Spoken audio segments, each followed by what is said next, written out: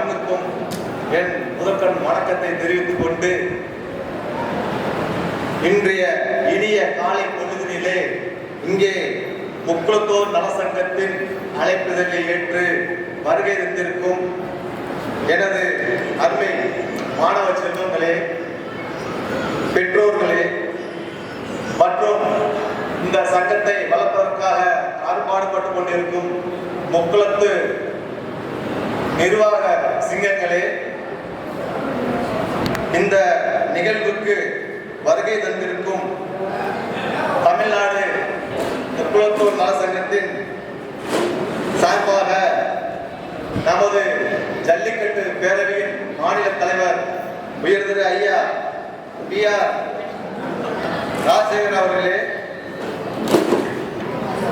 மற்றும் கல்விக்கு முக்கியத்துவம் கொடுத்து நமது மாணவ செல்வங்களின் வாழ்வினை உயர்த்திக் கொண்டிருக்கும்